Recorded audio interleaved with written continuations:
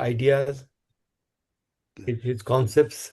And I think it's always pleasure to, most of the time we disagree with each other, but still he generates lots of ideas. And I think it's so nice always to meet him and listen to him.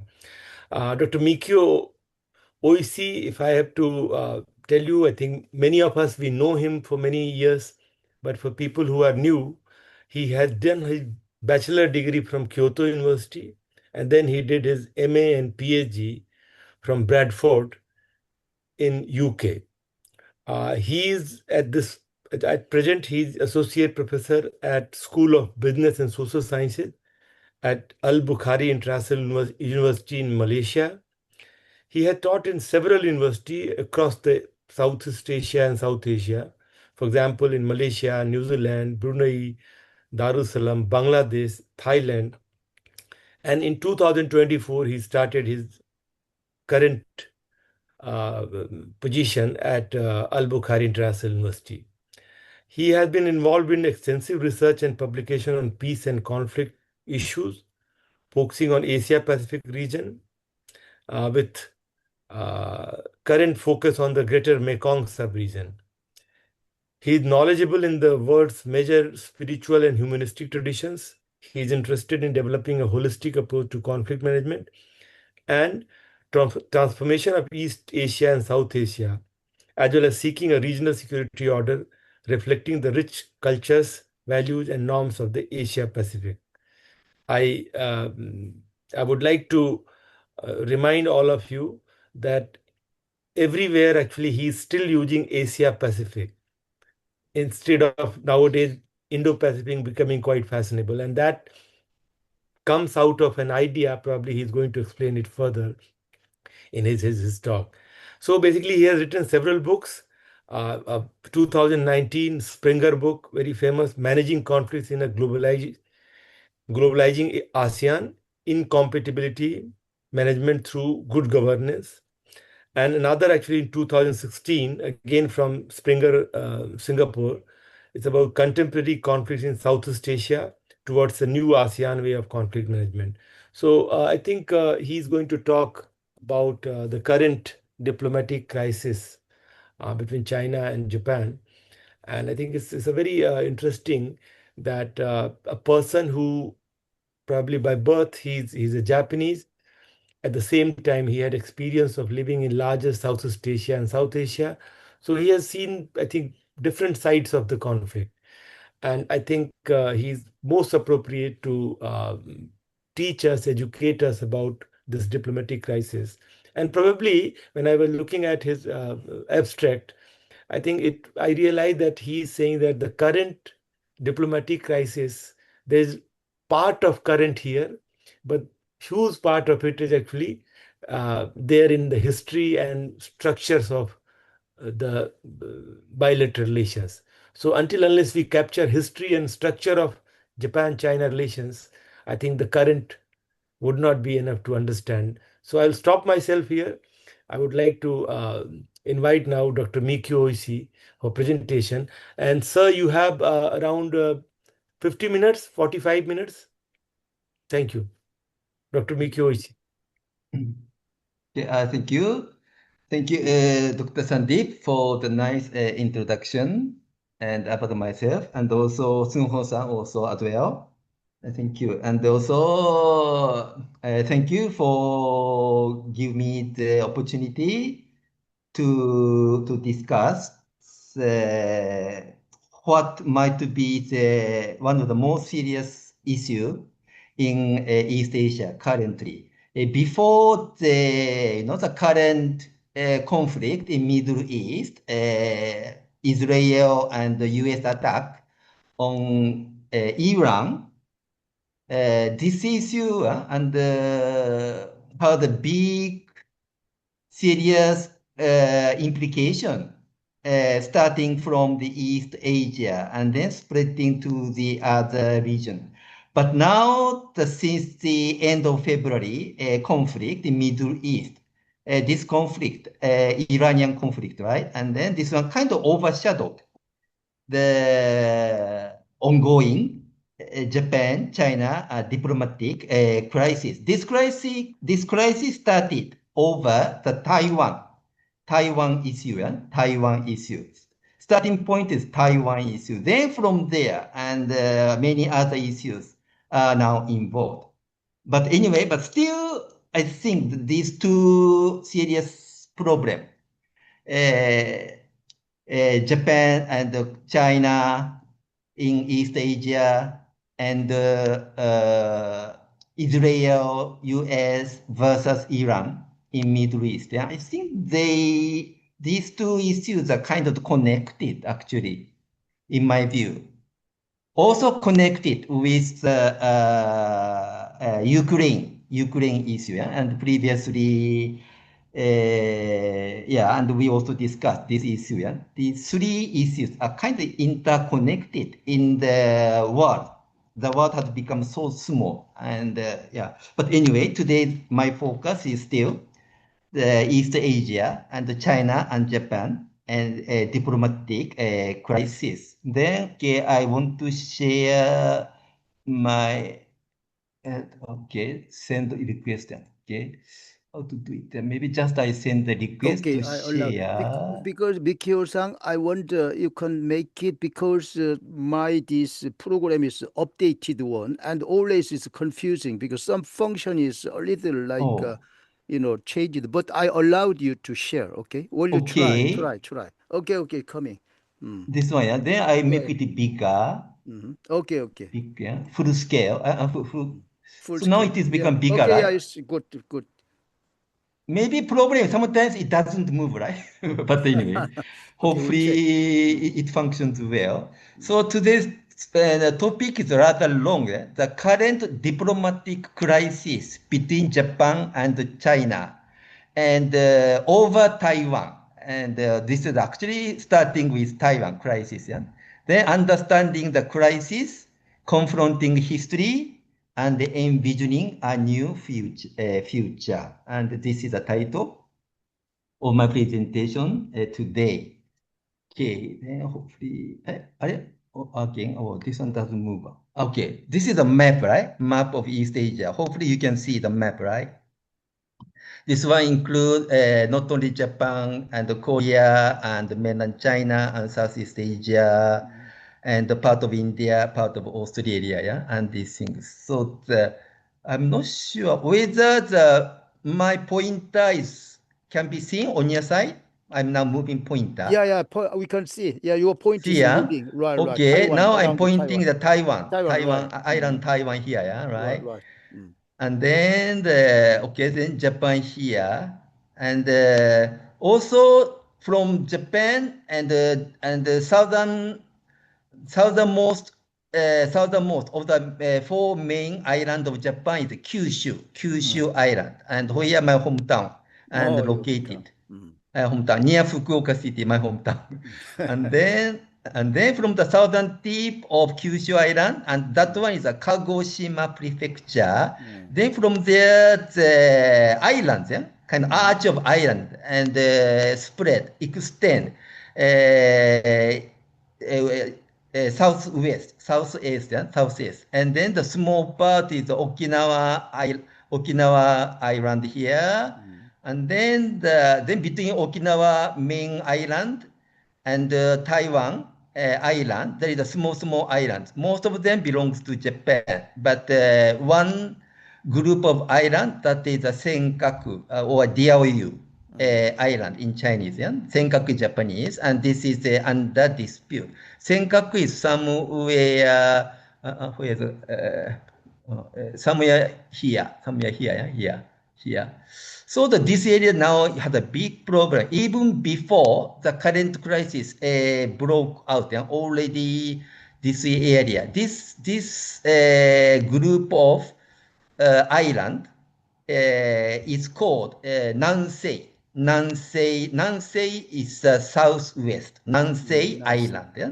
Nancy. Nansei Mm. Shoto. And for a long time, the militarization of this island ongoing, actually, ongoing.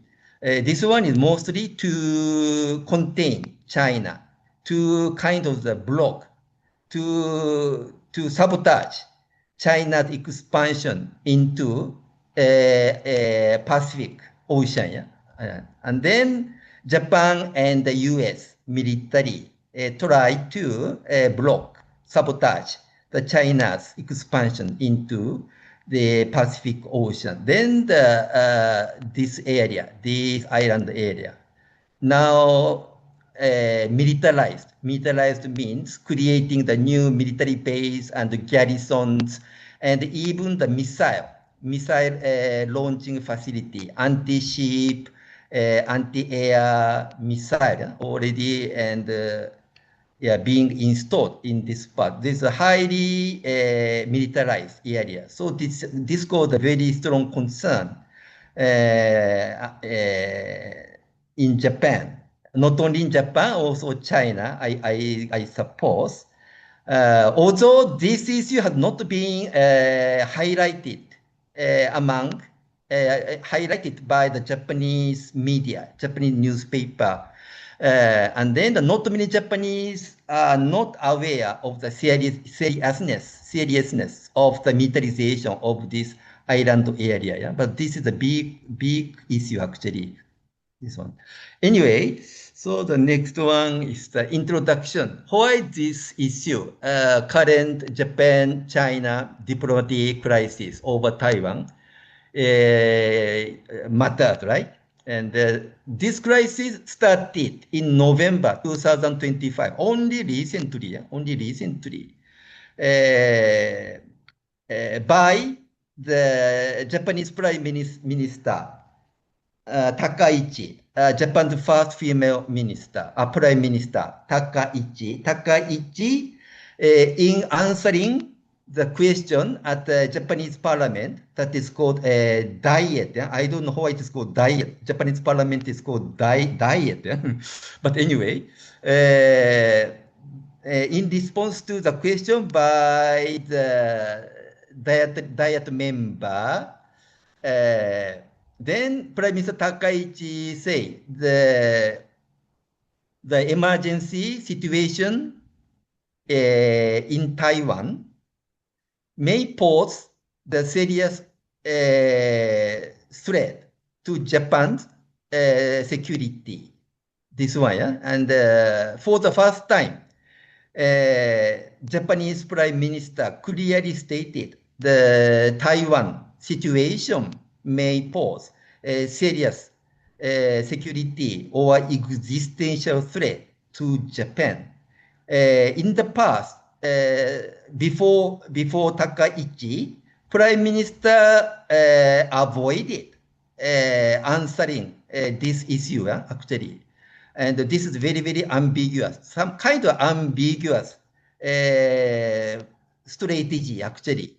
Because if it becomes too clear, of course, this one may increase the tension between Japan and China. But Takaichi, for the first time, made it very clear. Taiwan issue is directly related to Japan's security, threat to Japan's security.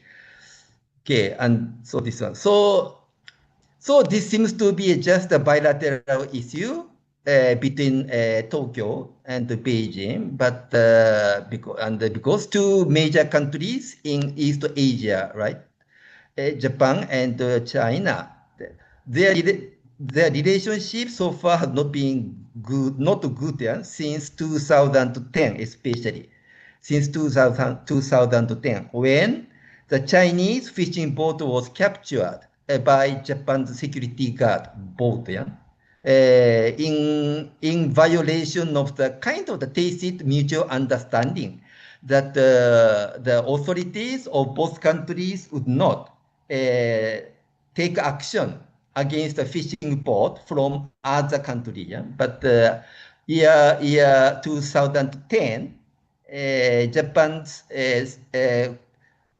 Coast Guard ship captured Chinese fishing boat. Then this one plunged the diplomatic relations between the two countries, quite the historic low. Then after that, many things happened, Since then, Japan and China has not fully restored the previous good relationship, right? Now this new crisis take place by the statement by Japanese of the Japanese Prime Minister.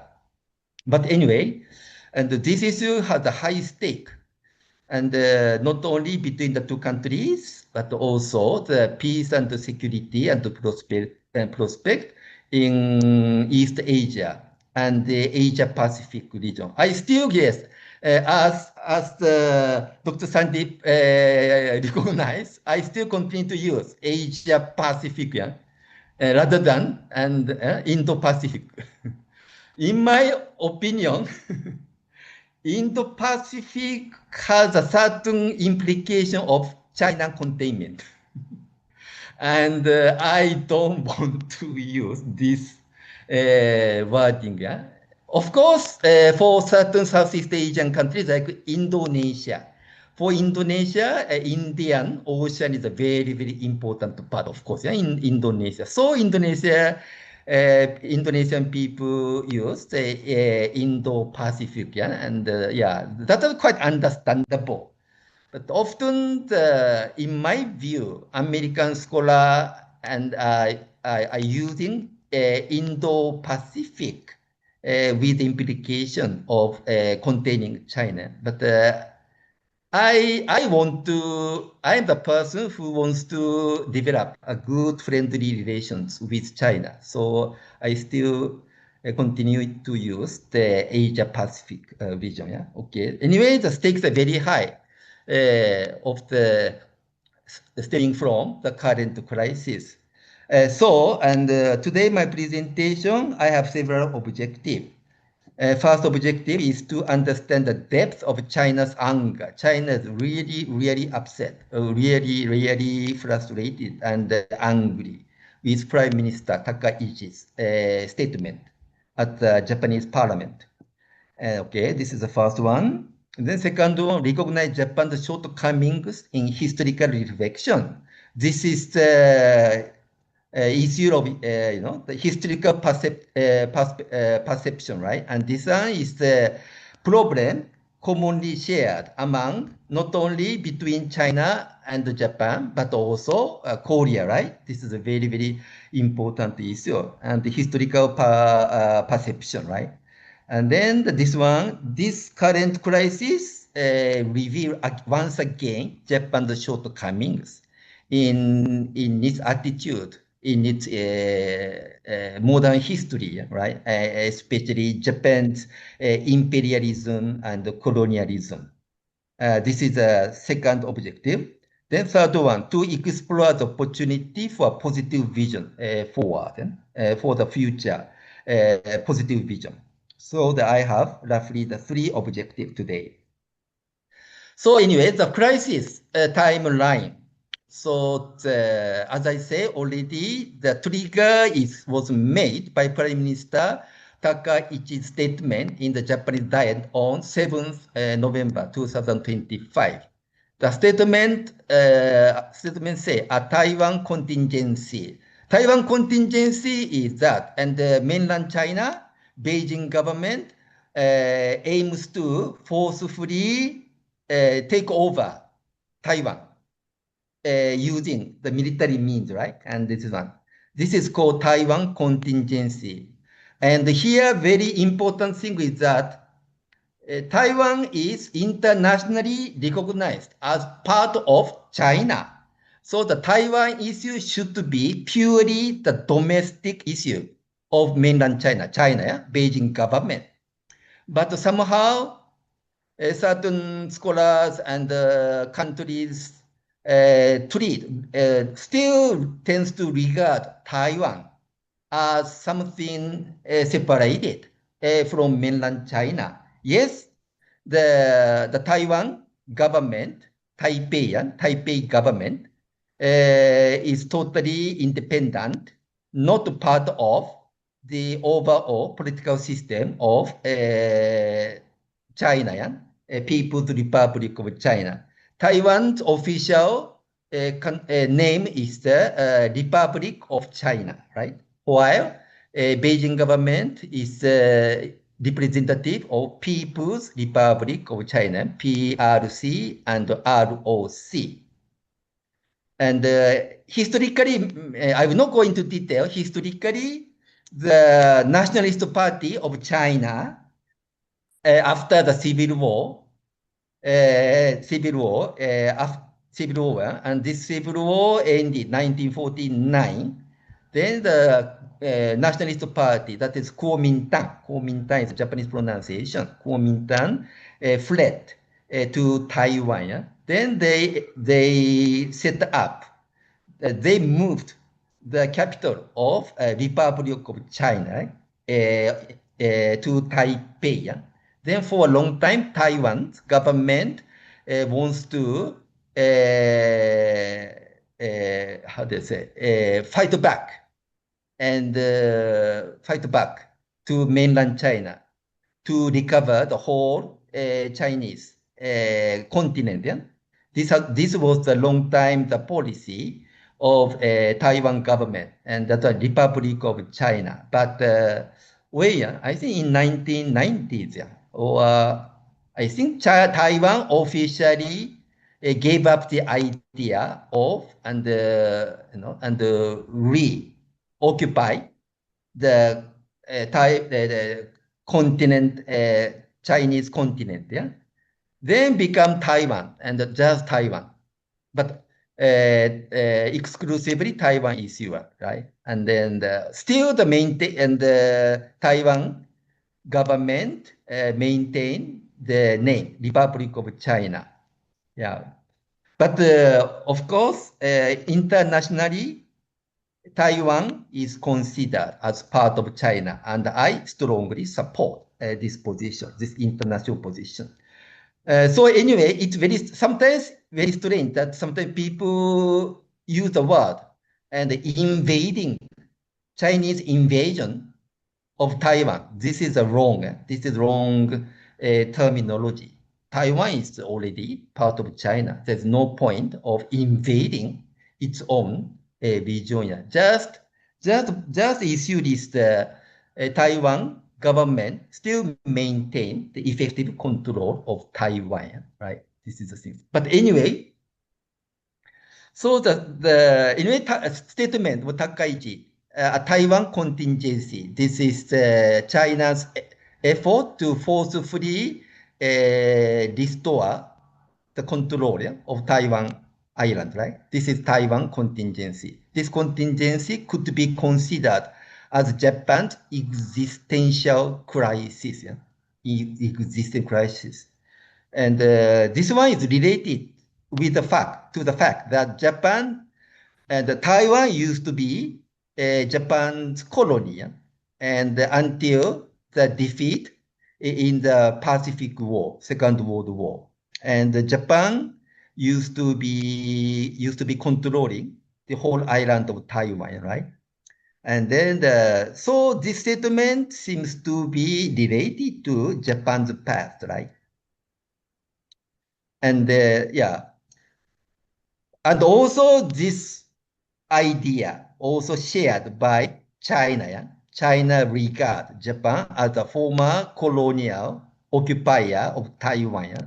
Then the Japan's prime minister openly declared that Taiwan contingency could be considered Japan's existential threat, crisis.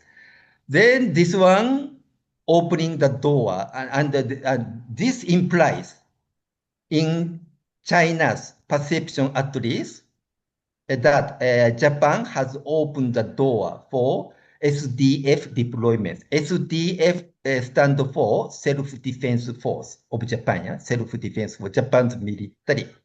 So Japan's military may be dispatched to Taiwan when Taiwan contingency breaks out. Yeah? So this one. So of course, this is quite Japan Prime Minister's admission of this possibility, right? This one is totally unacceptable to the leaders of China, right? So China demanded the full retraction, right? But Prime Minister Takeuchi adamantly refused, adamantly. Yeah? And many people were wondering why she's so adamant, yeah? in just, retracting the statement.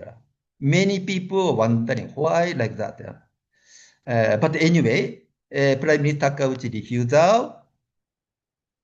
Then China started to do, yeah, and many several actions, economic actions mostly, yeah, more action to put pressure on Takaichi to retract this statement. So this crisis continue more or less until now, and resulting in the many consequences until now. Next one. So the consequences. So the first is economic fallout. So as Sun Ho-san mentioned earlier, and tourist visit from China, yeah, plummeted, yeah, actually. Yeah. And actually the Beijing advised citizens to avoid non-essential travel to Japan, yeah, right? So then since November 2025, Chinese tourist arrivals have plummeted. I think now it's quite, I think less than half of the pre-crisis period, yeah? And then main visited less than half number of the Chinese tourists now visiting Japan. This is not a compulsory, this is not compulsory, it's Chinese government has not banned its citizens from traveling to Japan, yeah, but the number plummeted. Now it's less than 50% compared with the pre-crisis period. Yeah? And then there are many flights connecting China and Japanese cities. Yeah? And there has been a lot of flights, lot of lines connecting between the two countries. Yeah? A lot. But now those are canceled one after another. Now it looks like Chinese tourists kind of largely disappeared from Japan. I don't know the actual situation. I have not been Japan for many years, so I haven't yet observed the actual situation, but from many sources. Yeah? Now there are very few Chinese tourists, yeah? And in Japan. Yeah. Then of course this one has been the very heavy blow to the tourism industry in Japan, hotels and restaurants and also local economies. Increasingly, Chinese tourists used to be visiting the different part, even the small towns and the small region, not only Honshu Island, but Hokkaido and Kyushu, Okinawa and Shikoku. Yeah? But and then their visit to this location and was having a very good result for the local economies in Japan. But anyway, so the tourism collapse then took place first, already doesn't continue until now. Then still another aspect of economic consequences is the supply chain disruption. Supply chain disruption. The economies of two countries are very closely integrated with each other, very each other. But China is slowly, how do you say, blocking and reducing the trade, yeah, between China and Japan, trade slowly. Especially most serious one is the rare earth. And so here it is said Japan relies on China for approximately 60% of its rare earth import. Rare earth is increasingly important for the electrics, yeah? and electric cars, batteries, and the mobile phones, and laptop, and all these things. Now China is slowly decreasing the amount of rare earth exports to Japan. Yeah. Then Japan will be in a serious crisis. But this one is happening slowly. Yeah. Also, Chinese government is just observing how the Japanese response, yeah, right? And maybe the Japanese government, especially the Prime Minister Takaichi, may eventually retract her statement. Yeah? They even maybe she may resign and something. But anyway, so this is happening now. Then result are Japanese manufacturers facing production strain, yeah? And this one include automobiles and semiconductors manufacturing, right? And this one is the result. So the supply chain disruption is now ongoing, yeah? And between the two countries. And then mostly the Japan side will hugely negatively impacted compared with China. China's economy is so big now, and China need not rely on Japan, yeah, for its economy, right? But Japan increasingly need to rely on China. So actually, this is something that doesn't make sense for Japan, actually, yeah, right? Japan's policy, especially Takaichi's adamant position, starting from her Taiwan statement, yeah, right? But anyway, so this is a economic fallout. Then security and the territorial, the consequences, security and the territorial tensions. And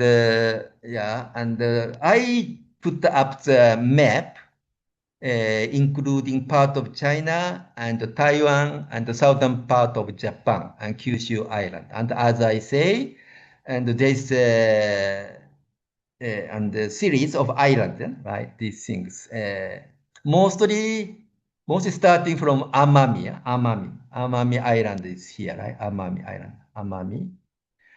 Island. This is part of the Kagoshima Prefecture on Kyushu Island. Yeah?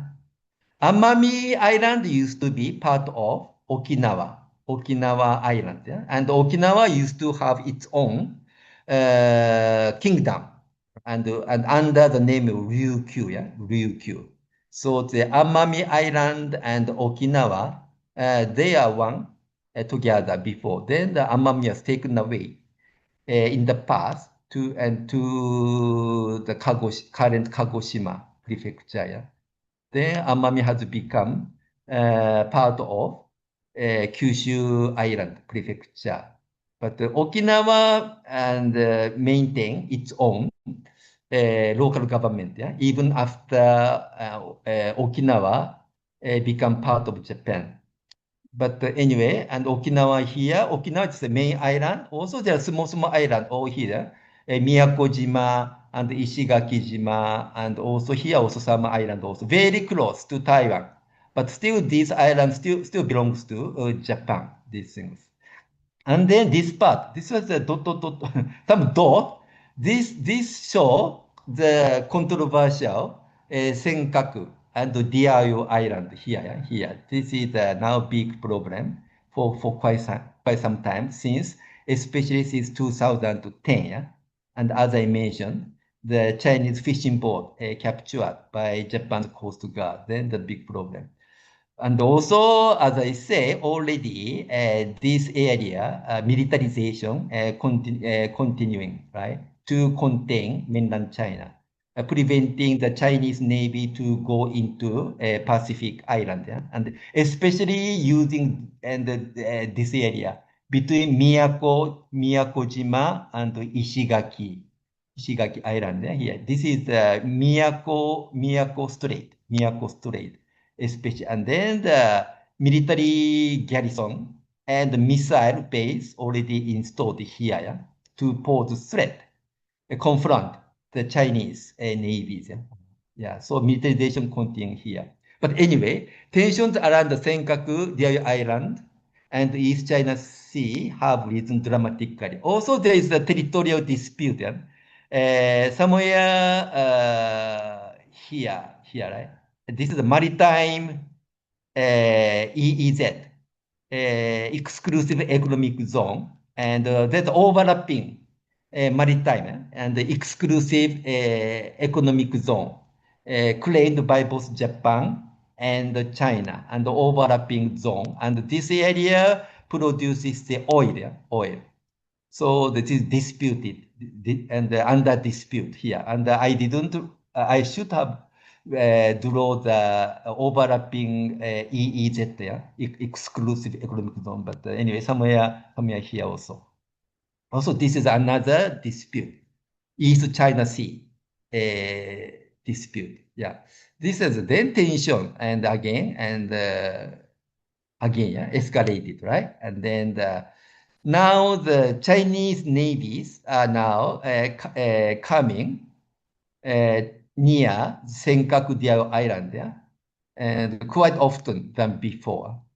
And also Japan is coping with this, and the Coast Guard. But the Chinese vessels are from Chinese Navy, yeah? People's Liberation Army Navy, plan.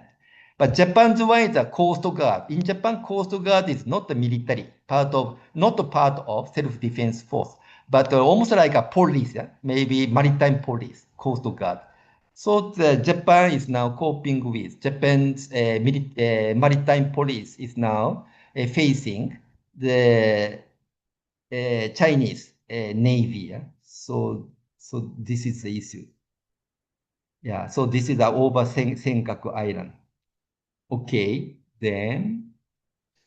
So then other already say militarization by Japan, jointly by Japan and the US military, ongoing for quite some time. And Japan's military cooperation with the US in the Nansei Island, Southwest Island, increasing. So as I say, Japan has deployed anti-ship and anti-air missile unit on islands from Amami Oshima. Amami Oshima is nearer to Kyushu Island, to Okinawa, and to the west, southwest of Okinawa main island. Yeah? Then this one is moving from static defense. Static defense is the stable defense line, right? This used to be the case before, but now it's a standoff defense posture, standoff, seeking the standoff confrontation with Chinese Navy. This one. So this militarization continuing. So the risk includes accidental military crash. Accidental military crash are no longer unthinkable, right? And maybe rather than the Taiwan contingency, Taiwan crisis, maybe this crisis may break out anytime. Yeah, and there are two potential, and danger point in South China Sea. One is Taiwan, but this is so far, yeah? And unless China decided to annex, restore control of Taiwan by military means, and that is quite unlikely for quite some time, right? But this area, Nansei Island, Southwest Islands area, this one, militarization is ongoing. And then Japan's more confrontational defense position, yeah? This one is considered as provocation in Chinese perception, right? So this is now the quite dangerous point, actually, militarization. And then, of course, the current crisis, starting from the Taiwan. Now, this one expand to this Nansei Islands area. Okay, so what is this? Maybe this one a bit consequent economic fallout. This one here. Then after this, so what? Just wait, yeah, just maybe here. Okay. Just I want to move. China's perspective. How? So I want to understand why China was so upset, yeah, with Takaichi's statement, right? Upset. So I try to understand. So that I need to understand China's perspective. That one, and also China and Japan share the three foundational documents, yeah, between the two countries. Just a minute, yeah, here, right? Okay, sorry, here. Foundational document. The three foundational documents. First one is 1972 joint communique. Japan recognizes the People's Republic of China as the source and legal legal government, right? PRC, not the ROC, but the PRC as the sole legal government. And Japan understands and respects Taiwan as an inalienable part of China. This is Japan's government's position in this 1970 joint communique. Then the second foundational document is 1978 Peace and Friendship Treaty between the two countries, right? Then, of course, two countries are no longer the former enemies, yeah, right? And people in China, people Japan, and the military organization between the two fought, yeah, during the Pacific War. Actually, Pacific War started in December 1941, but Japan-China War already started in 1931, I think, in 1931, with some conspiracy, real conspiracy by the Japanese military already there in Manchuria, northeast part of Japan. Yeah. That incident started in 1931, and there's no war declaration between Japan and the Chinese government, right? But de facto war started in 1931. Then that one continued until Japan's defeat in 1945, right? So this war between China and Japan is called 15-year war, 15-year war. So the two countries fought war for almost 15 years, not just about 4 years or less of Pacific War. Pacific War is mostly for the US and the US and Britain, right? And Netherlands, right? But anyway, so this one. Then in 1978, so now two countries established the peaceful and friendly relationship, yeah, with this treaty. And then 1998 joint declaration. This one is the reconfirmation, mostly by Japanese side, about those, yeah, about those recognition in the two previous documents, yeah, right? This is 1998 joint declaration about a friendly and peaceful relation between the two countries. These three documents, the foundational documents, yeah, defining the relationship between the two countries. So because of these two countries are no longer the enemies, right? No longer the enemies. And then those two countries are good neighbors towards each other and developing the good relationship between the two countries. So this one. Then also, besides that, there is a declaration or two declarations during the Second World War, toward the end of Second World War. The first one is 1943 Cairo Declaration in Cairo, and the US and Britain and the Soviet Union, I think, yeah, declaration. And this one is so how the situation in East Asia would be. This one, that Japan should return the territories that unlawfully acquired, and in the past. And this is a part of Cairo Declaration. This one includes the Taiwan and nearby islands. So the Japan and should return to this territory, right? And 1945 is a Potsdam Proclamation. This one is the ultimatum from the Allied forces against Japan, urging the unconditional surrender, right? This 1945 Potsdam Proclamation. So these two documents stipulate that Taiwan should be returned to Japan. So these things.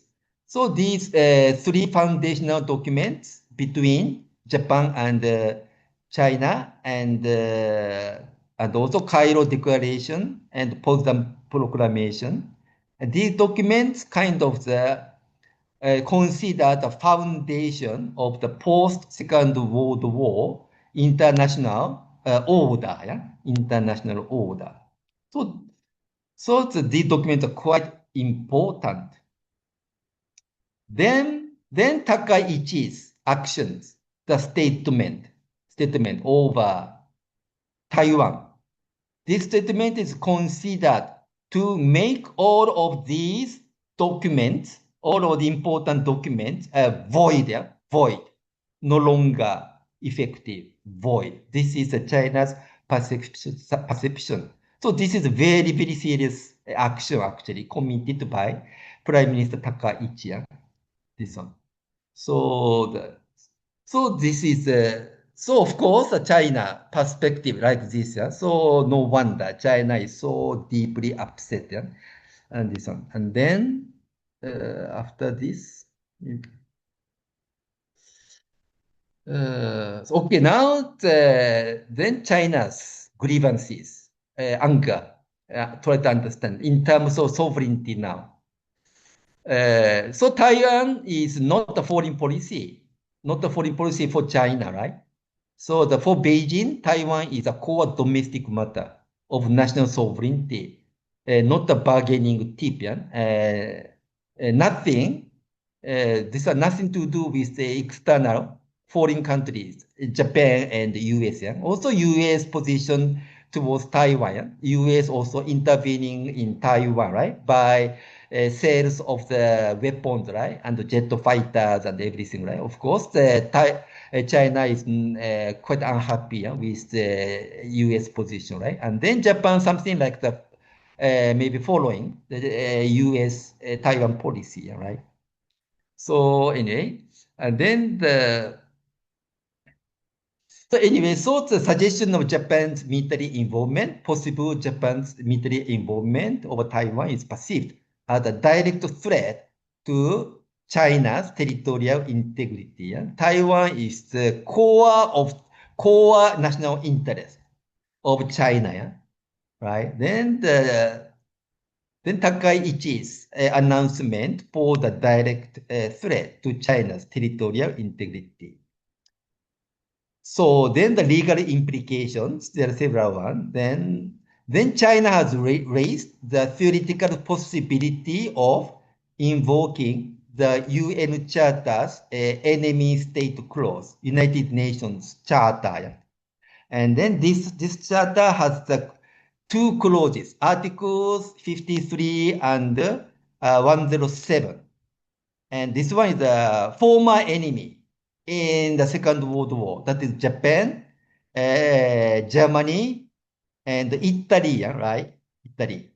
And the United Nations itself is, the international organization organized, set up by the winners, victors of Second World War. And then Japan, Germany, and Italy, they are on the side of the former enemies, right?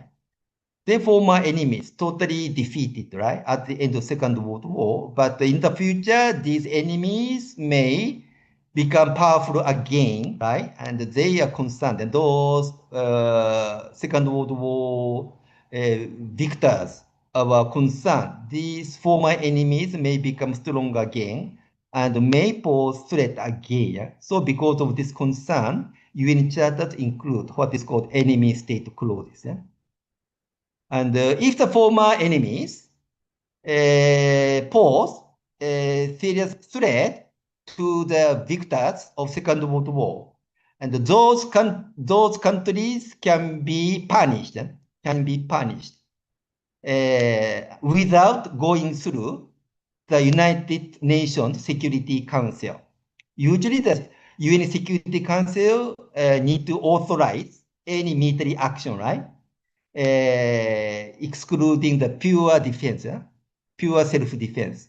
But any sign of the revival of the pre-war ideologies, or including militarism or whatever, that one may be a good reason that the victors of Second World War militarily punished, and those countries, including Japan, no need to going through the UN Security Council. So this one.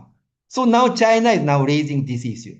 Yeah, this issue. Not only China, also Russia. Also Russia is not happy with what China is doing, especially Japan's strong support of Ukraine, right? Ukraine, and against Russia. And Russia is unhappy at all. Yeah? So Russia now together with China is now raising and this UN charters, enemy state clauses, yeah? Right? This one. Yeah. So anyway, legal implication, this one. Then part two, what's that? Then this one, what? Historic, yeah. Just, unresolved historical issue, yeah, historical perception. And historical perception. So, okay. So, and as many of you already know, right? The historical perception, right? This is the issue involving China, Korea, and Japan, right? Mostly, right? Then there's the root cause, accumulated distrust due to Japan's incomplete historical reflection, right? Japan and historical reflection. So unresolved historical issues continue until now. Of course, comfort women issue, right? And mostly Korean, but some Chinese, some are the Filipinos, right? Filipinas, right? And then so-called Nanjing massacre, yeah, in 1973. And then this is very notorious, yeah, Unit 731. Unit 731, biological warfare program. This one is so terrible, yeah, by Japanese military in China, right? And then Japanese military used local people and captured Chinese soldiers, yeah, for the biological experiment, right? And yeah, this is still. I see recently that one movie released, yeah, titling this in 731, yeah. Yeah, I haven't yet watched this one, but I want to watch this one. But this is very, very terrible war crime, a crime against humanity. And of course, textbook controversies, yeah, and among the countries, right? And each country become, and especially Japanese government tends to be more nationalistic, right? And then those issues, Japan's colonialism, imperialism, and its atrocities, and the people suffer in Asia, yeah? These were the kind of the downgraded, right? In textbook controversy, yeah?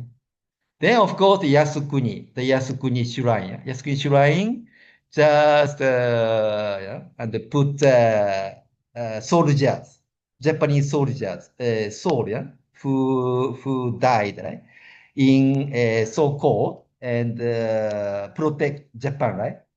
I totally disagree this idea. Yeah? Many Japanese believe, yeah, because of their sacrifice, Japanese soldiers sacrifice, Japan's peaceful Japan exists now. Yeah. I totally disagree. Yeah. Yasukuni Shrine should celebrate and those fallen heroes, right? And I totally disagree, yeah, right? And that, yeah, but anyway, and those issues, unresolved historical issues, yeah, right? Then Japanese government in the past, yeah, several times issued apologies, right? Apologies. And the most famous one is Murayama Statement, yeah? Murayama Statement, and he openly admits the wrong, yeah, right? And Japan's wrong, yeah? And the wrong. And then the causing the huge, tremendous suffering of the Asian people, right? And this one. Then the Murayama Statement officially apologized, yeah? But always some verbal apology come out. Then after that, certain actions that kind of the counter or neutralize the statement, yeah, always take place, almost. Yeah. So and also lack of concrete and consistent action. Yeah, this one. Yeah. So those people outside of Japan wondering whether Japan is serious, yeah, about apology, right? Apology of the wartime atrocities and damages, right? So this is the gap. And, what time? Oh, maybe I should finish soon. Just a minute. Yeah? I will just speed up. You have 5 minutes, yeah. Okay. Sorry. Mm. Something, what is this? Content only, background. Okay, here. Okay.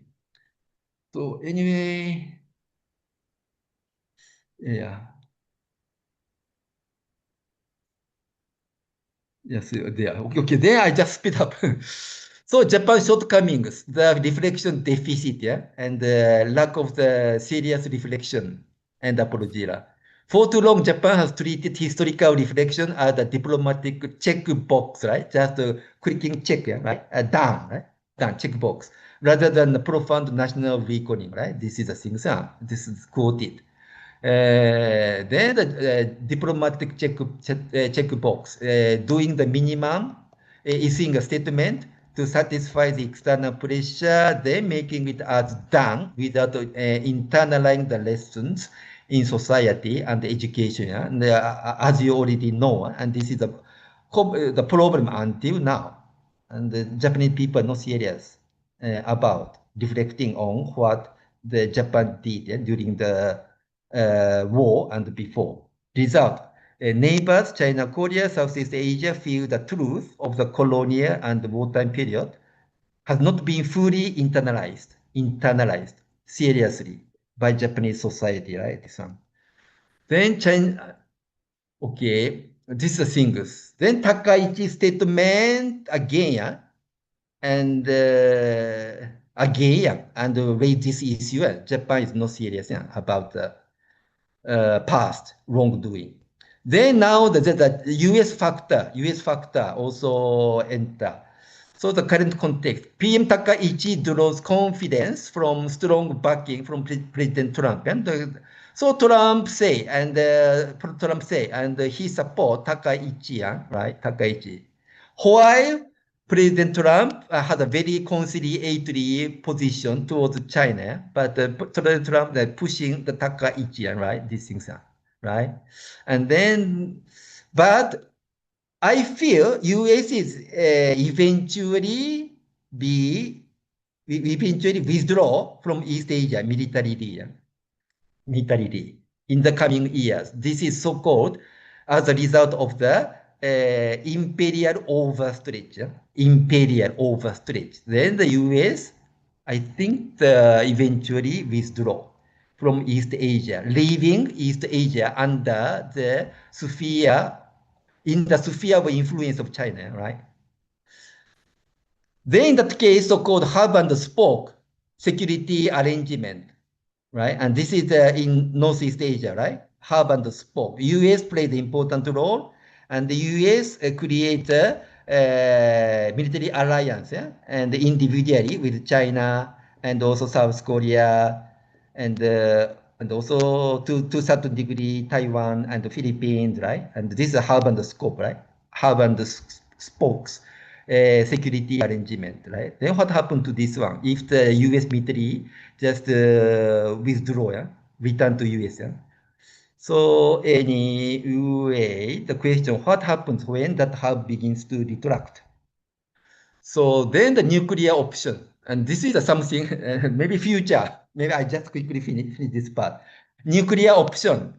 So now some people say U.S. military presence in Northeast Asia yeah, and deprive the necessity of the regional countries like Japan and South Korea to be armed with nuclear weapons, right? So then the view from so-called realism, yeah. So the realist like Professor John Mearsheimer, Chicago University argues that regional nuclear deterrence is the answer, yeah, right? And the major countries, Japan, South Korea, should acquire nuclear weapons to balance China in the absence of the US. Yeah? This is the logic. Yeah? This is the realism, according to realism. The risk, nuclear proliferation carries enormous risk, so miscalculation, always miscalculation may take place and triggers an arms race, yeah, rather than stable peace. Yeah, and also I strongly oppose this vision. Yeah, so then alternative vision, the East Asian community, and this one I subscribe.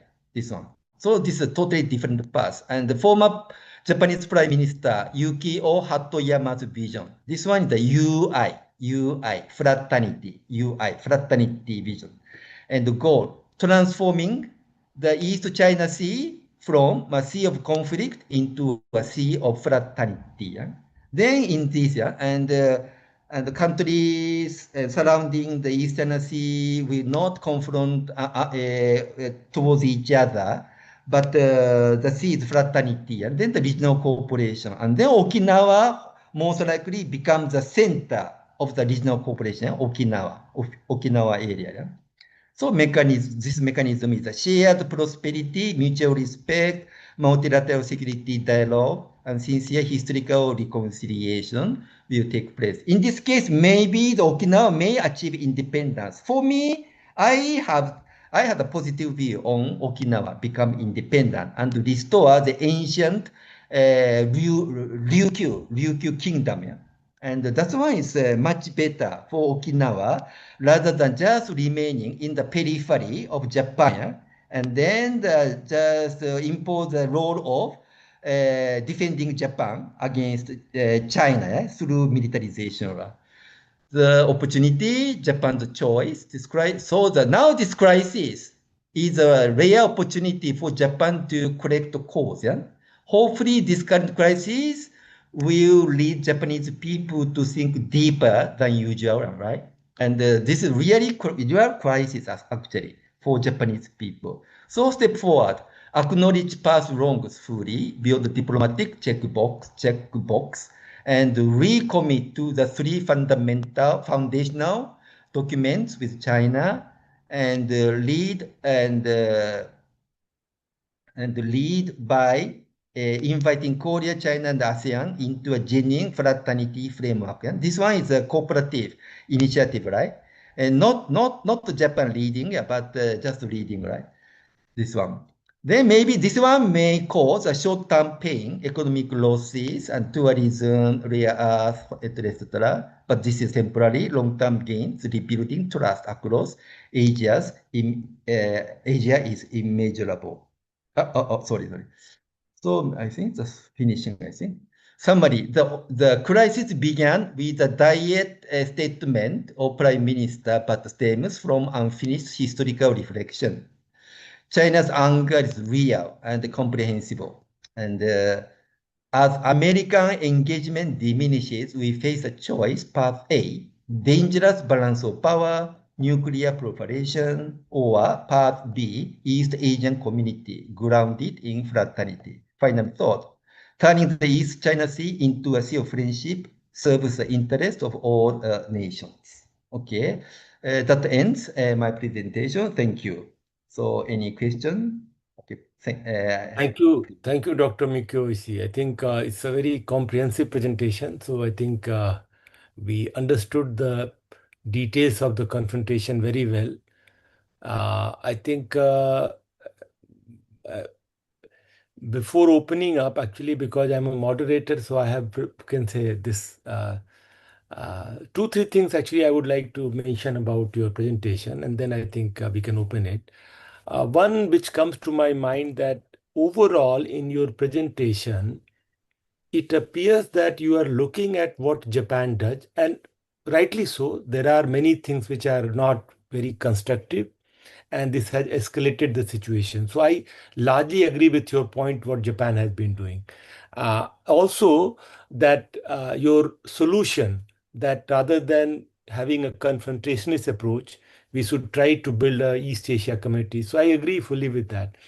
But don't you think that you have probably assumed that China is doing nothing? In the sense, when you are saying that how can China invade its own country? You know, Taiwan is part of China. Everybody, like most of the body, they have recognized. Only 10, 12 countries are there which recognize Taiwan. Otherwise, all of them, they agree that Taiwan is part of China. But at the same time, they do emphasize that Taiwan has an autonomous status. And everybody is saying that not invasion, basically. The status quo should be maintained. So actually, even when Takaichi made statement, she was saying that if military expedition happens, if peacefully China integrates Taiwan, no problem because it's part of China. But if military expedition is done by China, then she said that it's basically survival threatening situation for Japan. So my point is that if you look at Chinese behavior, especially under Xi Jinping from 2013, many of the countries in Southeast Asia and even India and Korea and other countries, I think they are worried about how it's behaving in South China Sea. Unilaterally deciding, like say 2013, unilaterally China decided what is called air defense identification zone of its own. One of the small island of even South Korea was considered to be part of Chinese air defense identification zone. So Japan is doing something which is coming out of some anxiety that the China is probably not going to respect status quo. So if you don't give any credence to China's threat, I'm not saying that this is the right way to respond, but China has been also appearing to be a revisionist in the region, and probably Takaichi is trying to. He's not saying that if a peaceful thing happens, actually we are against it. He's saying that if military expedition happens, so that's point one. The second thing which you mentioned in your presentation, it was about peace, this enemy act actually. I also studied international relations. In 1995, United Nations General Assembly has agreed that Article 53 and Article 107 of UN Charter, they are obsolete. So any country cannot, and in Article 53 also, even if you see that if you want, because removing those articles is difficult and that's why they haven't done it. But otherwise, it doesn't mean anything in modern world. And secondly, in the case, if the enemy state does something, uh, you know, collective action could be taken, not that China alone could actually start action on Japan. Okay, so that is not very good argument from Chinese side that we will evoke Article 53 and 107. And last thing I think is a small thing, but I think when Takaichi made statement and Japan became very angry, if I remember correctly, probably Trump said something saying that look, she should not like Japan should not escalate tension in East Asia. So in a way, your proposition that Trump is fully backing Japan is slightly it appears to be slightly premature because recent visit of Takaichi to America was also largely because when Trump met Xi Jinping in Busan last year, if you remember correctly, I think he met and the next day he announced that it was G2 meeting, grade 2 meeting, which Japan doesn't like. So Japan is also having the one anxiety of China becoming aggressive, assertive, revising the order, and two, that probably Trump is too unpredictable and he may support, he may have a deal with China in which probably Japanese interests are going to suffer. So in that kind of context, we need to take Takaichi's statement. Probably she was trying to create a diplomatic space, taking a strong position first and probably going to withdraw something more in, you can say, coming. So my point is that if you consider China innocent, then I fully agree with proposition. But if China is not innocent, so what? So we have to think about that. So you may respond and then we'll open. Okay, thank you. So, okay, so you read the 3 point, right? First one is what?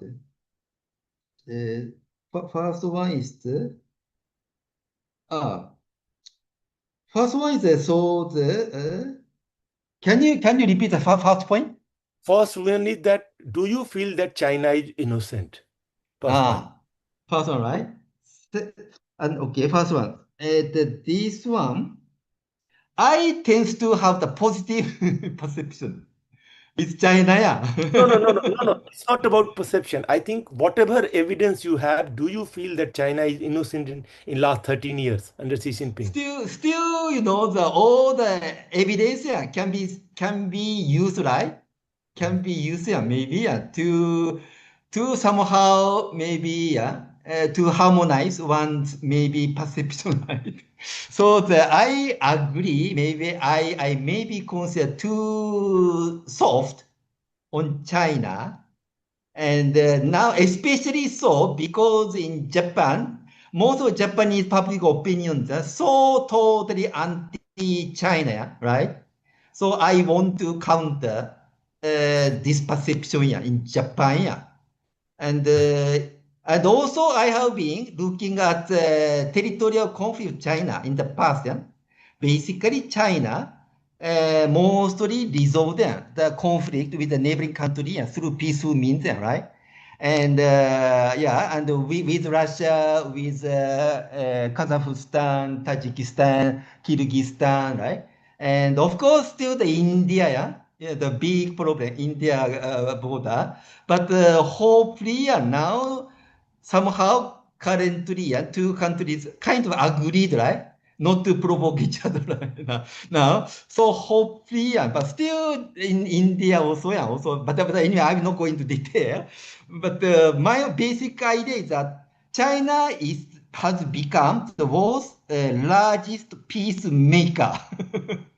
Maybe this one, and of course China mediated Saudi Arabia and Iran, and also when Russia started the so-called and the invasion, right? As I mentioned previously, China, in my case, in my view, rightfully point out that the root cause of Russia's military action is because lack of the security system that satisfy the security needs, vital needs of each country. China, from the beginning, point out this one. I to fully respect China's understanding this one, yeah. And then the China is not following the playbook of realism, in my view. So I don't take the realism, yeah, at all, yeah, totally. Yeah. So I'm always looking for the vision of and peaceful and stable and prosperous and East Asia. And already the Hatoyama already give this vision. Yeah? And sustainability issue, yes, this is a big issue. I have been looking at this one. But in my view, what China has been doing is more in reaction to what the US has done, largely. Yeah. And also at one time I kind of look at increase of military budget of China, but that one is according to the GDP, the China's GDP growth, then of course military spending budget increase. That is a conclusion. Yeah. in the past. Yeah. So mostly I feel China doesn't have the territorial ambition towards neighboring country. China is more reacting to the certain provocation or certain things. This is my perception. You don't agree, okay? But anyway, I try to understand and China's behavior. Anyway, this is my answer to the first one. Yeah? Second one, second one is what?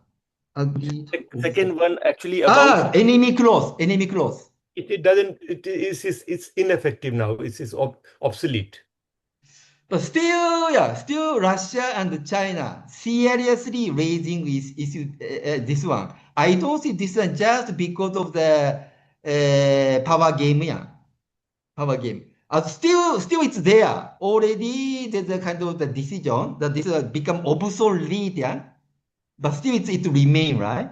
So still the former victors, yeah, of the Second World War can invoke theoretically, yeah. And so this is for China to emphasize that Japan is now reviving its militarism, yeah? Militarism through the Taiwan issue. Yeah? And then also China is trying to maybe how do I say, to get the same view from the Southeast Asian countries, and because the Southeast Asian countries suffer from the Japanese military occupation, right, during the Second World War, right, and then the many and the atrocities took place, right, and Manila, and also Malaysia and other countries, yeah. So still we have, and the other Japanese, I think, and we have to be very careful and not to touch on the enemy clauses.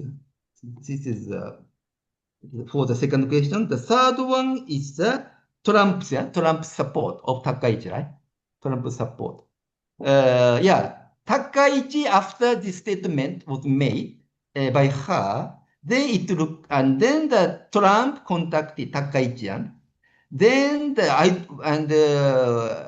of course we don't know for sure what is the content of conversation, but it looked like Trump tried to restrain Takaichi, because now Trump wants to have a good relation with China after the trade war, right? And Trump so crazy, right, about imposing the certain tariff, right? And they eventually, mostly again, also this is mostly because China maybe try to reduce the rare earth, I think. Rare things. Rare earth is one of the issues. Yeah. Then they somehow, and Trump, and change mind, right? Change mind. Then Trump wants to come to terms with China for the time being, right? But instead of that, still, what is the name of the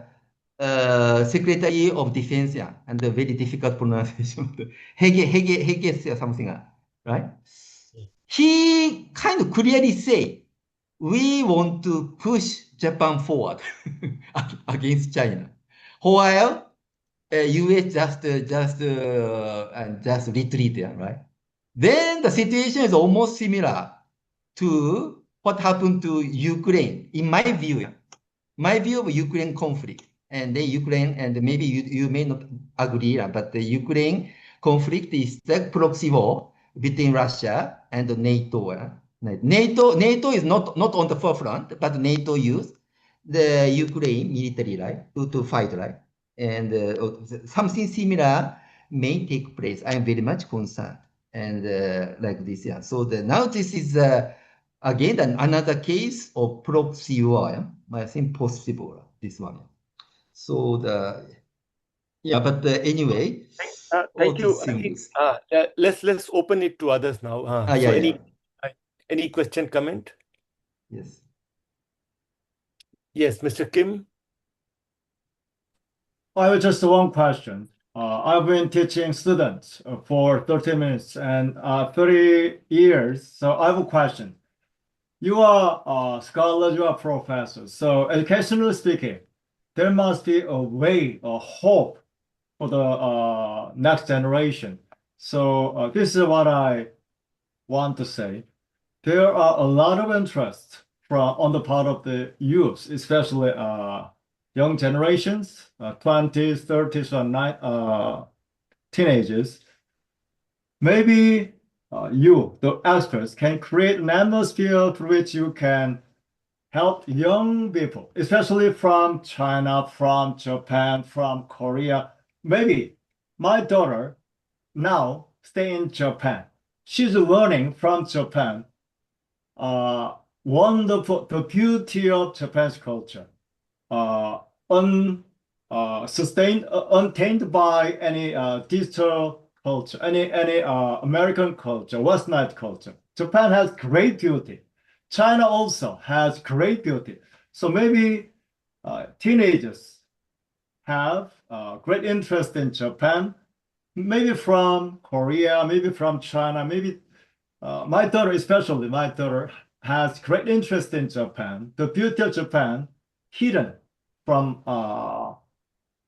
outside. So maybe Chinese people, Chinese young people can take great interest in the beauty of Japan. Not Korean pop culture. We can create East Asian, one East Asian identity.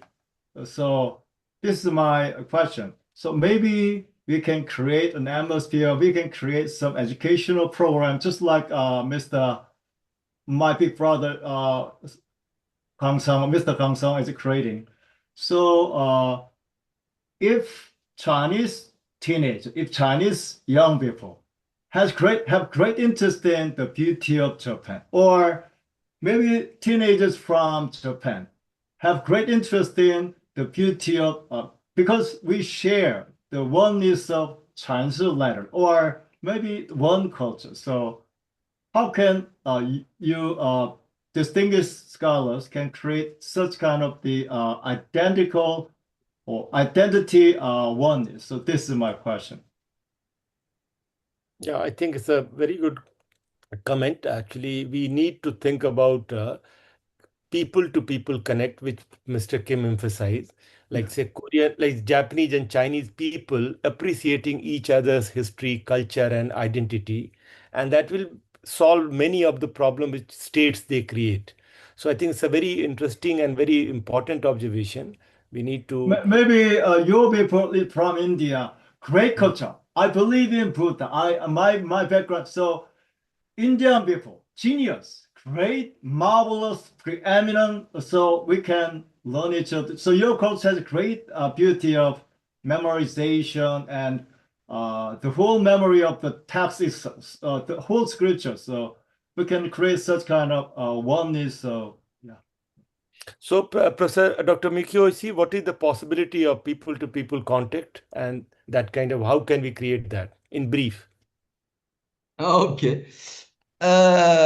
Already, I think that there are good mutual appreciation among young people, and among the Korean people, Chinese people, and Japanese people. I think there's mutual appreciation. And then there are also the Japan's maybe so-called kawaii. Kawaii is cute, right? Cute culture.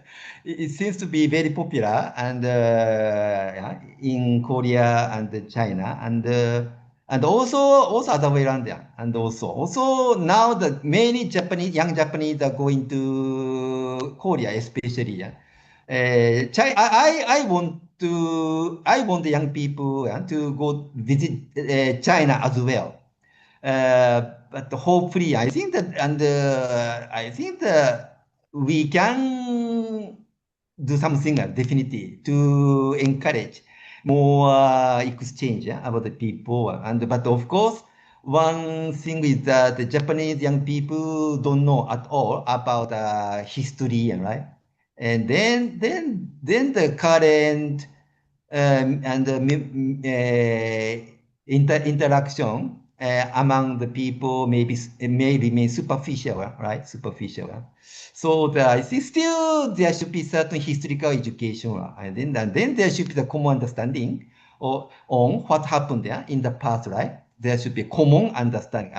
maybe currently still maybe still there's no common understanding, right, among the three countries, at least among the adult level. Young people, they don't know much about this one, but the more, and eventually they need to be exposed of these different views. Then also, of course, it's quite important to provide certain historical education. Yeah. Okay, Maybe that's Professor all. O. Yangdal. Actually, we have several hands raised. So, Professor O.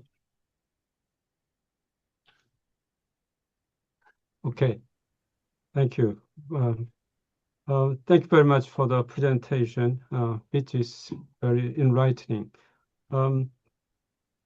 So to make it short, I think the root cause of the tension between China and Japan, currently as we see it, lies in the political system, the character of political regime. So, I mean, basically, yes, we all agree that Taiwan is a part of China, but the unification is or integration is different matter because, you know, people in Taiwan have been enriching themselves through free liberal democracy and market economy. But still in mainland China, authoritarian regime is ruling over there. So as we can see in Hong Kong and other part of China integrate into the mainland, maybe we understand that the people in Taiwan are concerned about the case. Their freedom is controlled by mainland Communist Party. So even so, the root cause of the tension, I think, has to do with the character of a political system in mainland China. Yeah. So without addressing and solving the question of authoritarianism in mainland China, I think the current tension cannot be solved easily or in short term. That's my view. Very good. Yes. Professor Dr. Mikio, brief. Okay. Thank you, Professor O, and for your very interesting input here. And this is the root cause of the tension lies with maybe the difference in political system, political ideology, right? Ideology, right? Maybe between China and South Korea, if there's a tension, maybe what Professor O say is correct because the South Korea achieved its own democracy, right, by people's power, right? And then this is a big achievement actually. Of course, then maybe from the standpoint of the liberal democracy of South Korea, and China may be considered as a totally authoritarian and maybe communist regime, right? But between China and Japan, I don't think something similar happened. and how do I say? One thing is that Japan's democracy is just a superficial one, and there's no real people power in the history, at least after the Second World War. And Japan may achieve independence. Maybe this may strongly reflect my own personal position, but Japan still remain as a colony of US colony, and Japan hasn't yet achieved independence since the Second World War, and this one. And then the Japan people cannot say anything about democracy, and I don't think Japan is seriously worried about so-called totalitarian state control and by communist China, and among the ordinary people. right? And maybe only certain, maybe the people, certain social critic, maybe published a book emphasizing negative aspect of the of China. But and also these people just spread the perception that in China people are under strong control, strong monitoring by the cameras, right, or everything, and the people cannot freely speak about the things politics.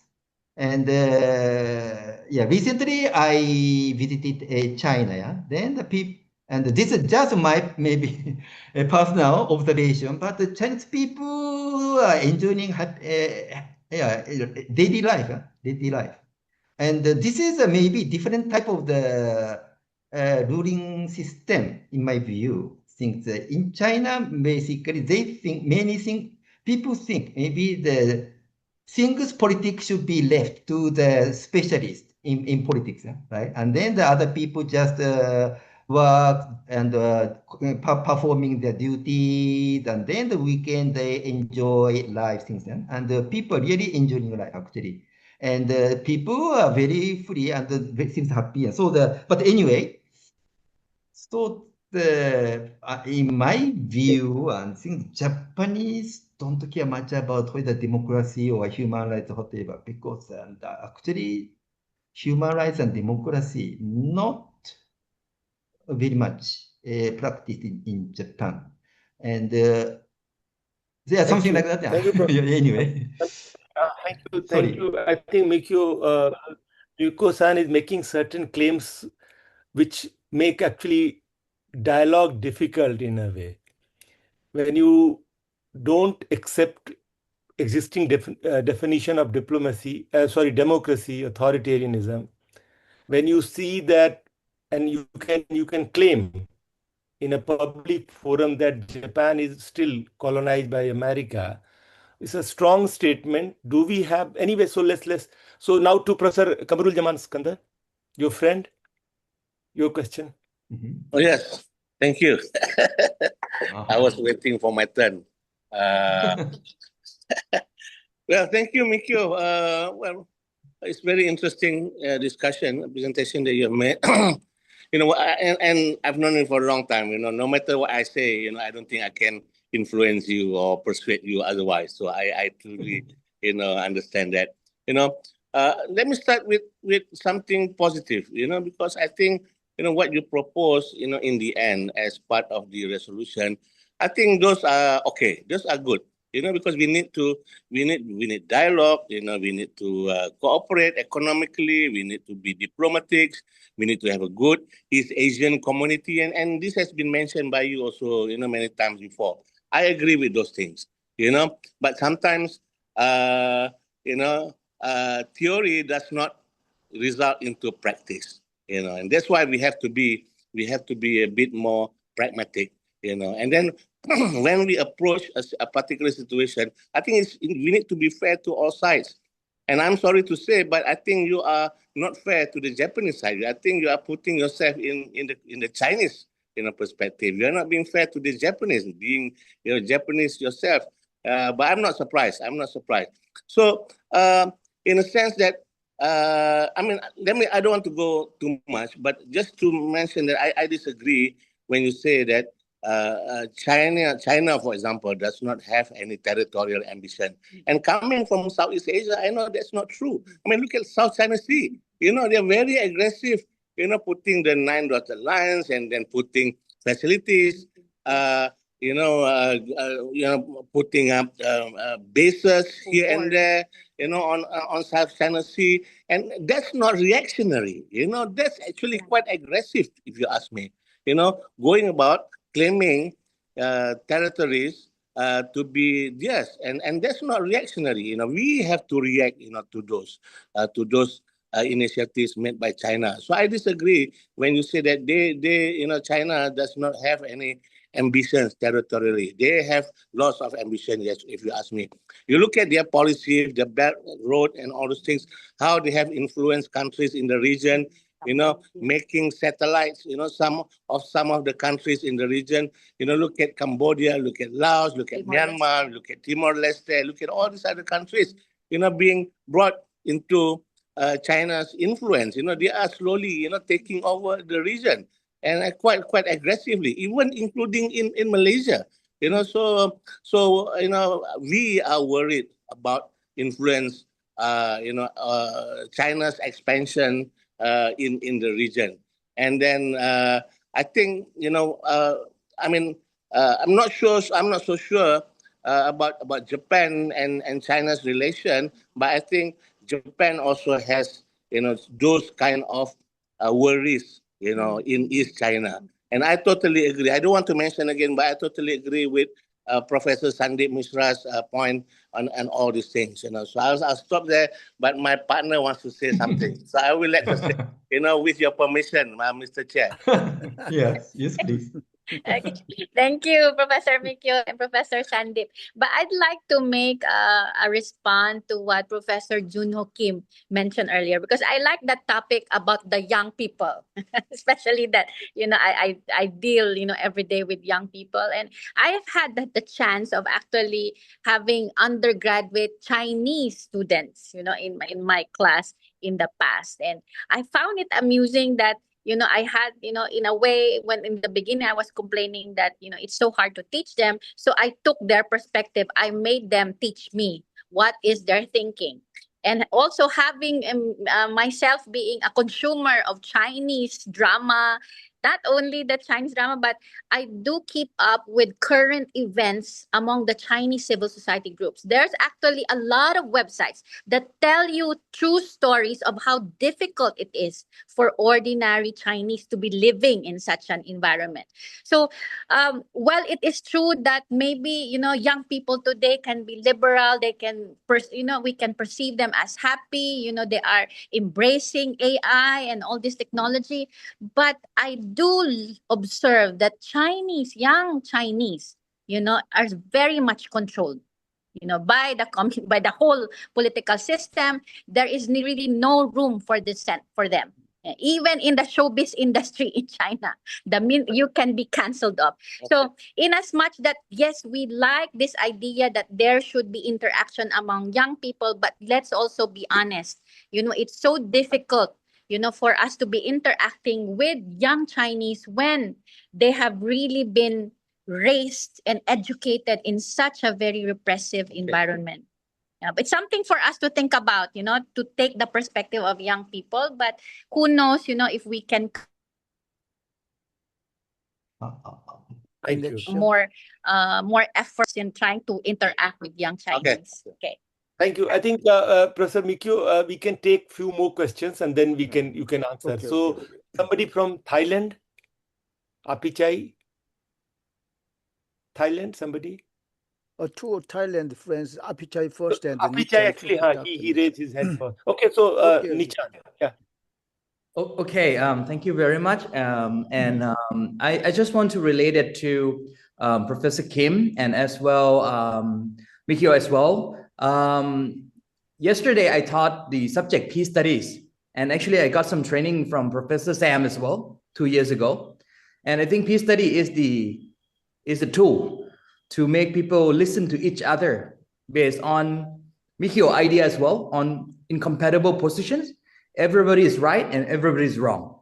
There is no absolutely right and absolutely wrong when it comes to border issues or identity issues. So the whole idea is like, yesterday I taught the South China Sea dispute. And in my class, there are Chinese students and Japanese students from Hiroshima. So they come as the exchange students. But based on the idea of positions, when we pave the ground foundation for them for almost semesters, like almost, past the midterm exam, exchanging views with Myanmar students, exchanging views with Thai students, they start to change their perspective that we can listen, coexistence. I think just coexistence, meaning you still keep your position, I still keep my positions, that's fine. So they start to listening to each other. And I think the environment of university is the place where education can be seen as diplomacy. So I just want to show you that there is an idea. So I never forget what I talked to Professor Sam about Universal Peace. I'm still working on it right now. Please wait a little bit on it. And that's one thing that I want to discuss. Second point, as you know that Thailand and China, we just celebrated the 50 year of diplomatic relations.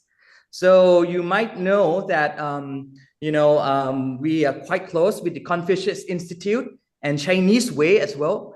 Many points that I want to talk about action and reaction. Chinese will not ever react first if there is nobody react to them first, something like that. But the model that I want to relate it to Professor Kim is about C2C, not G2G. I want to talk about if you organize 25 students from Thailand, from 3 universities, and 25 Chinese students for 1 month traveling in Thailand and China to learn among each other. We have already organized that, and they have, become friends. They have learned from each other, and I think if we have the right platform, I think we could transform things, not just to resolve something that somebody has just built it in the past, but if we transform something else for the future, that could be another channel. So that's all my point. Thank you. Thank you. I think Apichai, Mr. Yeah. Yeah, thank you very much. Very interesting discussion as usual. Thank you, Professor Mikio Oishi. I just have 3 short ones. One is, there has always been this concept with vis-a-vis China with its sort of territories. Outside China, meaning like Taiwan or even Hong Kong or Macau, right? So when China, I think it was in the case of Hong Kong, right? When they returned back from Britain back to China's administration in 1997, right? China said that, okay, we will have this one country, 2 systems kind of concept or principle. Now, I haven't heard of anything nowadays about this. So is it still valid or is it no longer valid? If it is still valid, I would presume it is still partially valid, because if you look at how Macau and Hong Kong have now been run, of course, it's under Chinese sort of, what we call quote unquote influence, but they do have their own sort of legislature. They do still have their own police or whatever, So in that sense, I don't know whether in the case of Taiwan, does China make an exception that it has to be more or less total control or not? Or if not, can we have some kind of like a hybrid semi-control like what Hong Kong and Macau are, at the moment, right? If that is my understanding, unless China has 2 definitions of one country, 2 systems, you know what I mean? So my question is, if it's still singular, then let's try to work on that basis, and then see if there can be a compromise made, all right? And then the second one is recently, I think it was just earlier this week, there was a break-in into the Chinese embassy in Tokyo by a Japanese SDF, meaning your self-defense force soldier. And of course, I think do you see this as an isolated incident that, it's nothing more than that? Okay, or how do we interpret this incident? Because it does touches on what the issue that we were talking about, right?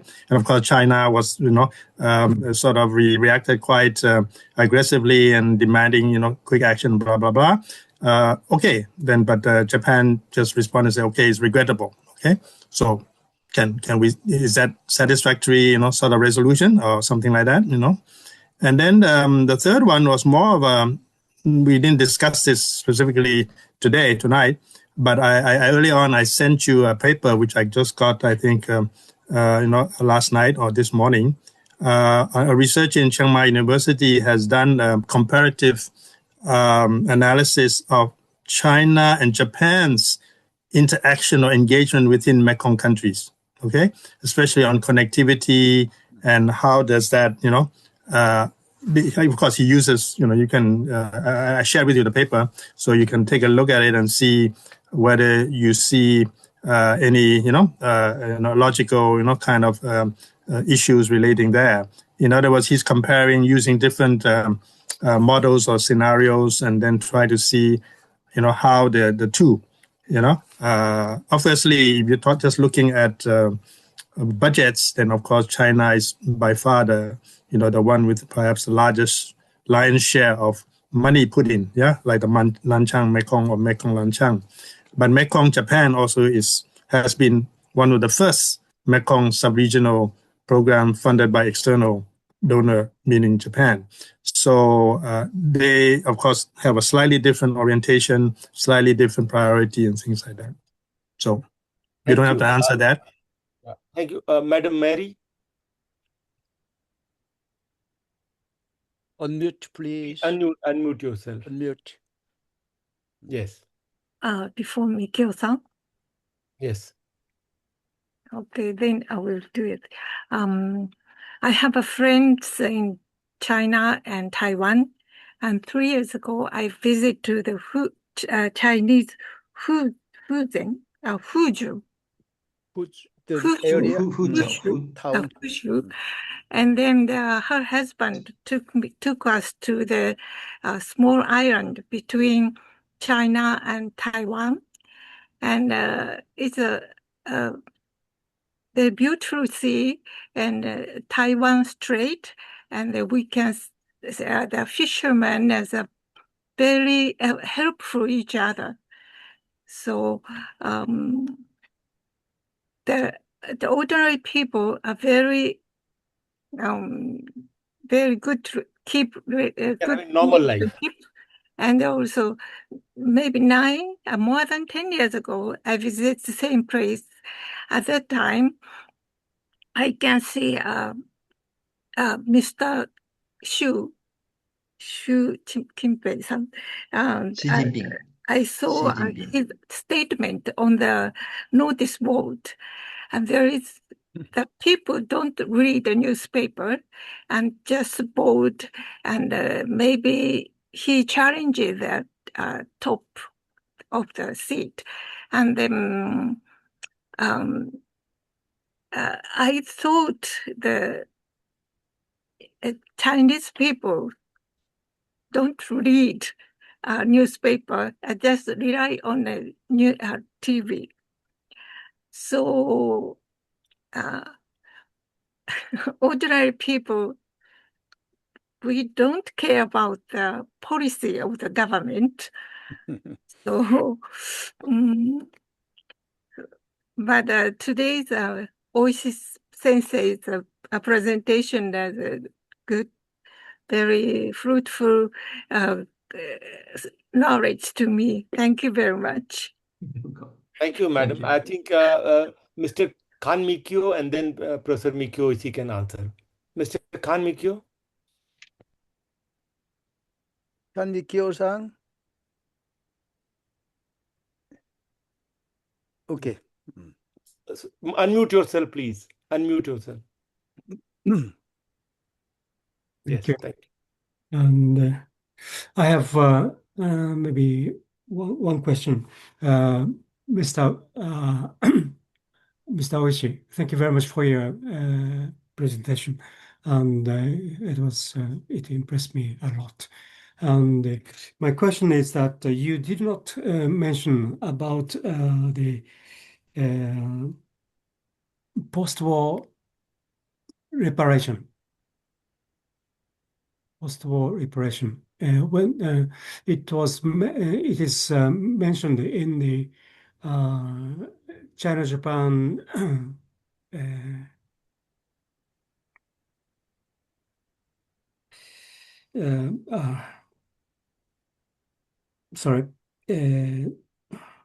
joint statement in 1972. And in Article 3, Japan admits that Taiwan is part of China, and we respect that way of thinking because Japan respect the Potsdam Declaration and also the Cairo Declaration and Cairo Statement. And and in Article 5, it says that China uh, China do not demand Japan the post-war reparation. It is a kind of set, China and Japan are both agreed to solve the problem of the World War II or China-Japan War. And Japan gave so many damage to China and killed more than maybe 10 million people or 20 million people. It is sometimes said, and we need to pay the compensation or post-war reparation. But if you admit that Taiwan is part of China, we do not demand. This is Shawn Rice said, and that China does not demand post-war reparation, and it is all set. And if when Prime Minister Takaichi said that Japan, this is part of how to say that the special condition, and Japan can deploy the self-defense force to Taiwan Strait, and that means that Japanese government break the promise, as Mr. Oishi said that the promise we compensated what Japanese army done to China and killed more than 2 million people, 20 million people, and it is totally against the historical agreement, and it is the real core of this matter in these lasting 3-4 months after the November 7th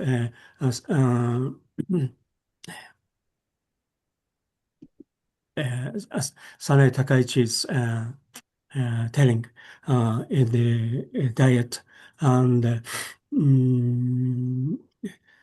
so the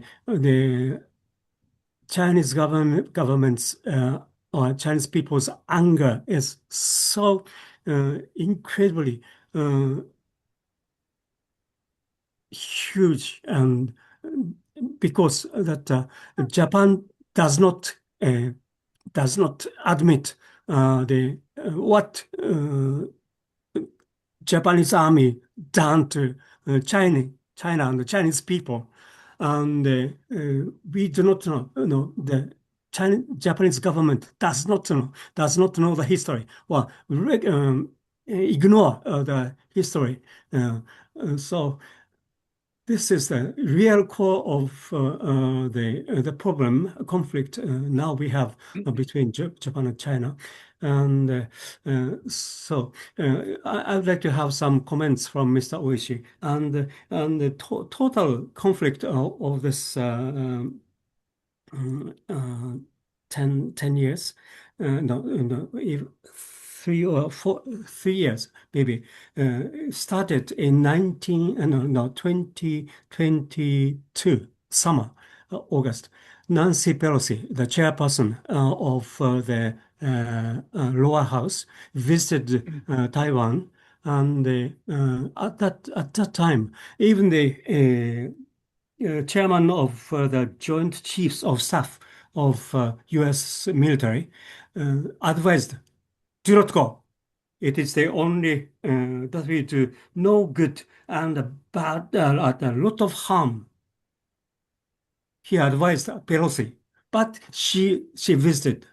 Nobody ever advised, everybody told Nancy Pelosi, do not go. It will be a big problem. But next year, that she went to Taiwan, and the next year in August 2023, the Prime Minister, the former Vice Prime Minister Taro Aso, visited Taiwan, and in the meeting of the Democratic Progress Party, he had a speech, and he told the Taiwanese people that you need to have the determination to fight against China. This is none of his business. None of his business. And U.S. sent the weapons to Taiwan, sold to Taiwan, and the present Prime Minister of Taiwan began to change his mind that he can fight and become independent from China. When he was in his post in 2024, he Please just conclude. Please sorry, conclude. in 30 seconds, and he just wanted to live together peacefully with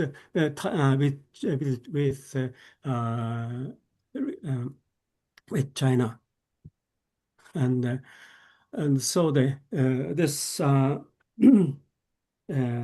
U.S. military industrial complex began to devise this stratagram in 2022. So we need to think about that. They swallow everything, every piece of peace of the world, and they will sit back and laugh. So we need to face them, and somehow I don't know how to, but we need to get united. And Thank you. Thank you, Dr. Mikio Oishi, because we have so much, you can say, ideas. So we are not going to give you too much time, basically. So you have provoked us, and we have generated lots of ideas. So you have just 1 minute to respond to all questions and conclude your presentation. Let me see. So, where? You don't need to earlier, ask. Zam and Aisha was saying something, right? Earlier, right? No, you don't And have to comment on each and everything. But, One or yeah. two things and the general final Right. comment. Yeah. Okay. Okay. Yeah, I feel, and already each of us have certain perception to China, right? Then that one will influence a lot, how to interpret the China's actions, and each action.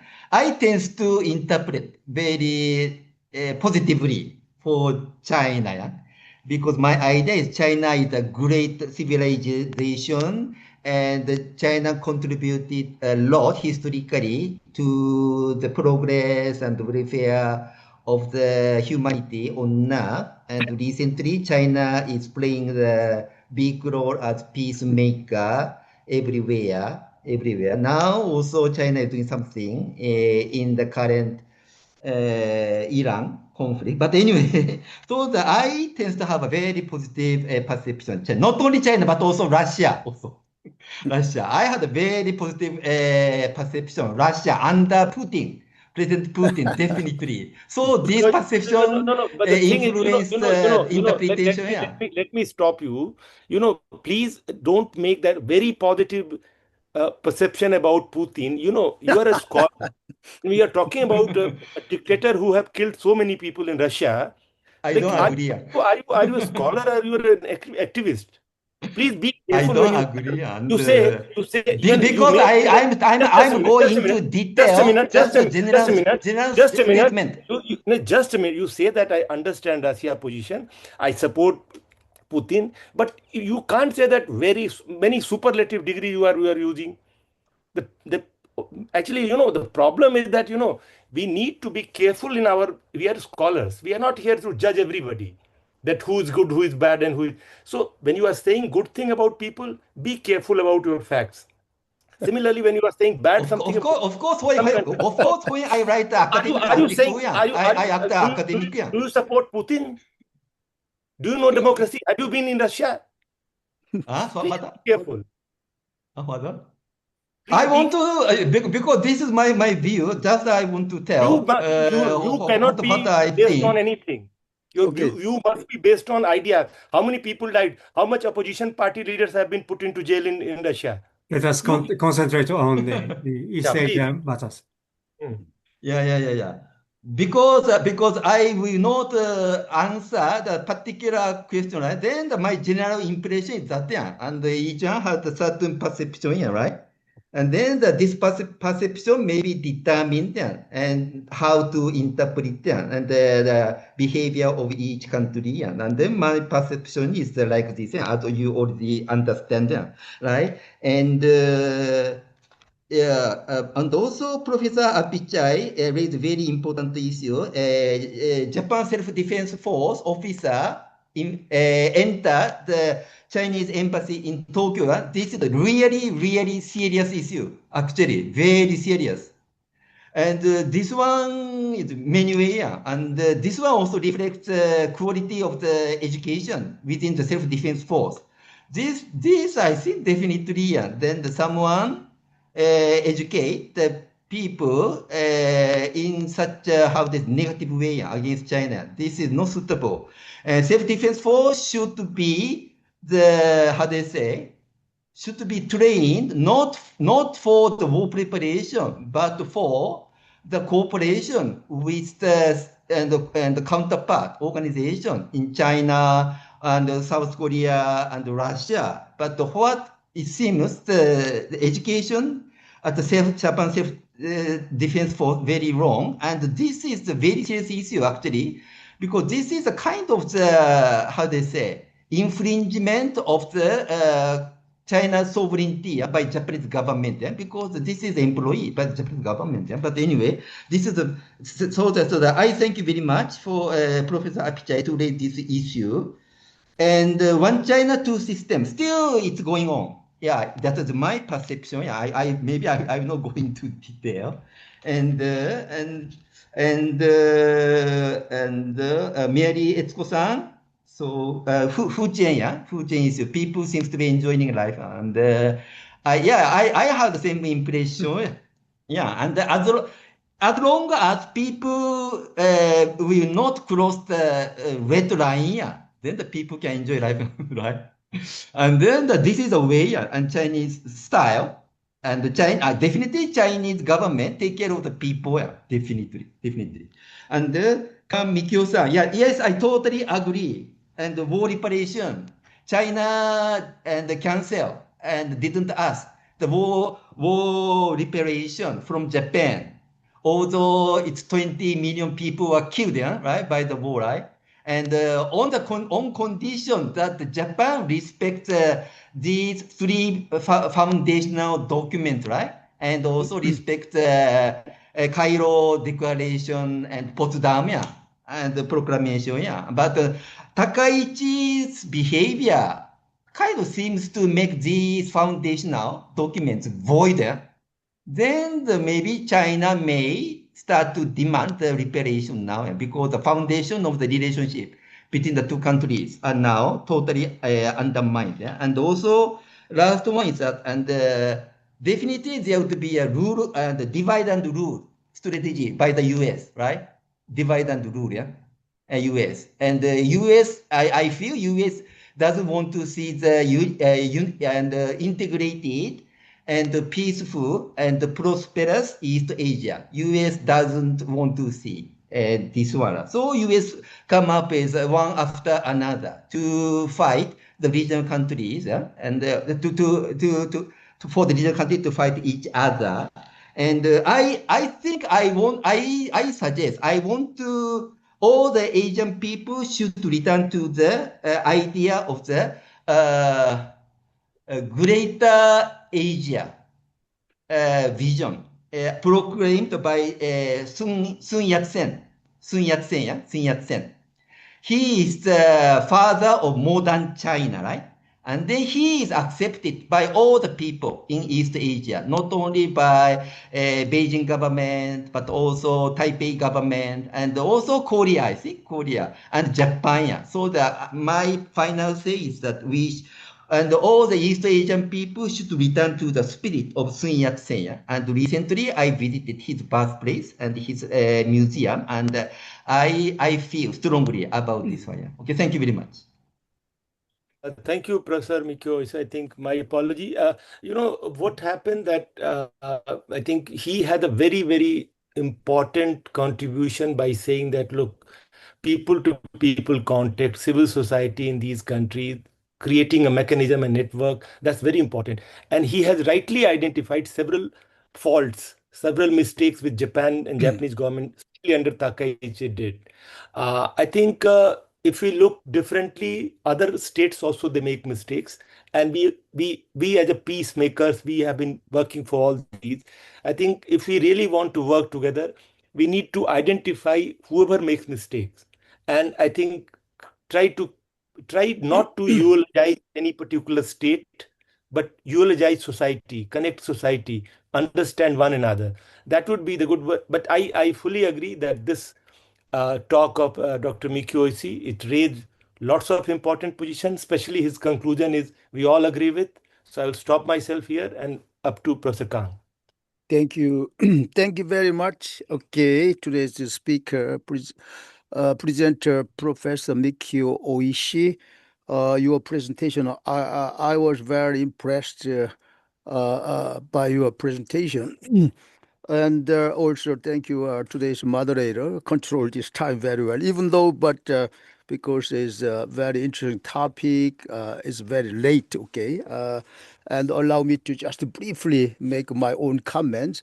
This topic is, I think, is very important, even though the wars are, like taking place in different places, even in the Middle East. Between Japan and China, not only two countries, but always Korea is geopolitically, three countries should go together, okay, geopolitically, because we have shared a long history, okay, happy, unhappy history together, right? So we are like neighboring countries, and Korea is kind of role of bridge, okay?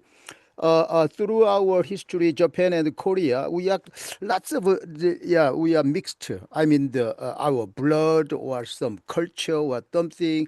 But particularly, China. I was there in December, last December in Manchuria. Okay, very near the borderline, North Korea. There are large population of Korean population. They are living there, and they are like we are same, like ethnic blood, and even though their nationality is Chinese, they always like I mean connected with Korea. Okay, connected with Korea. So their role is very important in the future. I mean for the Korean reunification, I think. Okay, reunification. But I was wondering if the Mikio-san is believing in democratic peace theory, okay, peace theory, because he emphasizes like a multilateral, like a peace community or some security system, like the East Asian community. That's exactly what I want to do. Is in the future for this area. But I was wondering, different from the European Union, like here in the specialist Professor O, European Union, because most membership, they are the democratic countries, right? But here in the East Asia, China is a completely different, the political system, like, the Communist Party system, right, is very important. They are Communist Party, even though the people are very free. I mean, they are leading their life very. I mean, they like even like all the democratic country people, but I think they are controlled by this party. Okay, Communist Party. Okay, so. I think I was wondering in the future, really, we can achieve like the East Asian community, including the the China, okay, even the Japan and Korea or some of the ASEAN countries, okay, that's I was wondering. And anyway, this is a very important topic, and I wanted to ask the two specialists here, particularly peace builders and the conflict resolution specialist. Why I respected like Askanda, Professor Askanda and Mikio Oishi, but why, even though they are specialists are there, but why the world, the situation like the war and the conflicts are increasing, okay? They are lazy. Why they are lazy? Because of that, okay? So, I mean, the war is like, the taking place in the different part of the world, okay? It's increasing. So I was wondering, we have already very, very, the experienced and this specialist in the peace building and the conflict resolution, but the this very, very the world is becoming very gloomy, okay, gloomy. So I wonder it's a transitional period. Anyway, its time is very late, and I really, as a host, thank you very much for today's forum. And we prepare a special token of appreciation to today's, speaker, like recognition, certificate of recognition. I will read it, and we can, appreciate his presentation altogether. Okay. Okay. Let me see. Okay, here. Okay, can you see this? Okay, certificate of recognition. This certificate is proudly presented to Dr. Mikio Oishi, Associate Professor, Albukhary International University, in recognition of his valuable contribution as a speaker at the 137th Global Thursday Forum for his presentation entitled "The Current Diplomatic Crisis Between Japan and China," delivered on March 26, 2026. The Global Thursday Forum is hosted by the History NGO Forum for Peace in East Asia, an international non-governmental organization based in Seoul, Korea, in collaboration with the Thursday Forum Steering Committee, comprising members from 10 countries. On behalf of History NGO Forum for Peace in East Asia and the Thursday Forum Steering Committee, Song Ho Kang. Okay, thank you very Thank much. you. Okay, Thank you. today's Thank you very much. presenter. Okay. Thank Okay, you. so I would like to announce our future next the schedule in April 16th. We continued, the issue of the East Asia, and that is the title is Democratic Backsliding. Okay, democratic backsliding in East Asia and regional peace. Okay, and the speaker is here. Okay, Dr. Sandeep Mishra. Okay, so I hope next month I'll send the all notice to you, and if you can spare time, you are cordially welcome here. Okay, and so hope to see you next month. And until then, everybody take good care and Okay, thank have a you. wonderful See you month. Okay, next see you. month. Thank you very See you. much. Okay, Bye-bye. bye bye, Very much. everybody. Okay.